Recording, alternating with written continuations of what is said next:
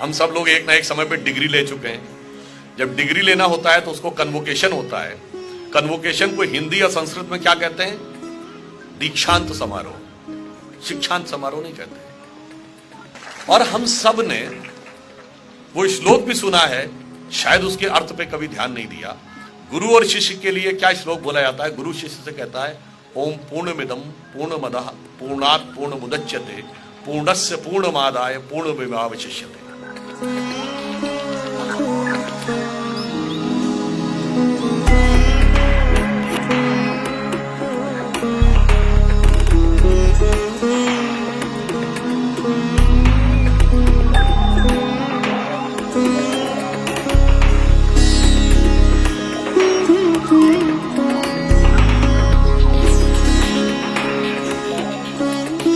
भारत दुनिया का एकमात्र देश है जो अपने को भारत माता भी कहता है, और अगर हम पुल्लिंग में आते हैं तो जगत गुरु थे। और भारत में गुरु और शिष्य परंपरा थी। देखिए, जब हम शिक्षा की बात करते हैं, आज सबसे बड़ी समस्या क्या हो गई कि शिक्षा के संदर्भ में हमारे कॉन्सेप्ट वेस्ट के इन्फ्लुएंस में बहुत ज्यादा आ गए। आप सब लोग, हम सब लोग एक ना एक समय पे डिग्री ले चुके हैं। जब डिग्री लेना होता है तो उसको कन्वोकेशन होता है। कन्वोकेशन को हिंदी या संस्कृत में क्या कहते हैं?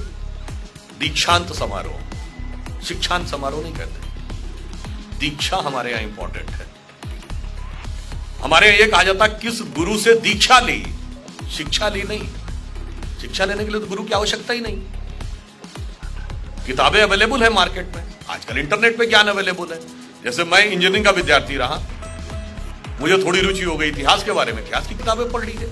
आपको अर्थशास्त्र के बारे में रुचि हो जाए, एक 20-25 किताबें, 30-40 किताबें एक साल में पढ़ डालिए, 2 साल में आप 2 साल बाद अर्थशास्त्र के बड़े अच्छे विद्वान हो जाएंगे।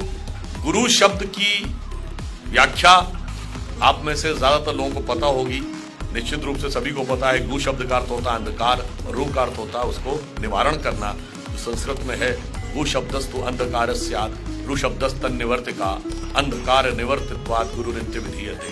जिसका काम अंधकार का निवारण करना हो। परंतु शिष्य की परिभाषा आप में तो हो सकता कुछ लोगों को पता हो, और मुझे लगता कुछ लोगों को ना भी पता हो।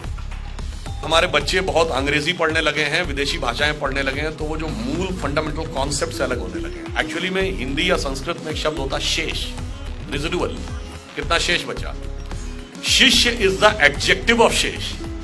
और हम सब ने वो श्लोक भी सुना है, शायद उसके अर्थ पे कभी ध्यान नहीं दिया। गुरु और शिष्य के लिए क्या श्लोक बोला जाता है? गुरु शिष्य से कहता है, ओम पूर्णमिदं पूर्णमदः पूर्णात् पूर्णमुदच्यते पूर्णस्य पूर्णमादाय पूर्णमेवावशिष्यते। इसका अर्थ क्या हुआ? पूर्णमिदं, यह पूर्ण है। पूर्णमदः, मैं पूर्ण हूं। पूर्णात् पूर्णमुदच्यते, पूर्ण में से पूर्ण ही निकलता है। इंफिनिटी में से आप इंफिनिटी को टेक आउट करिए, इंफिनिटी बचता है। तो मैंने पूर्ण में से पूर्ण निकाला, और अब जो शेष बचा वो भी पूर्ण था, यानी उसका पूर्ण स्वरूप सामने आ गया।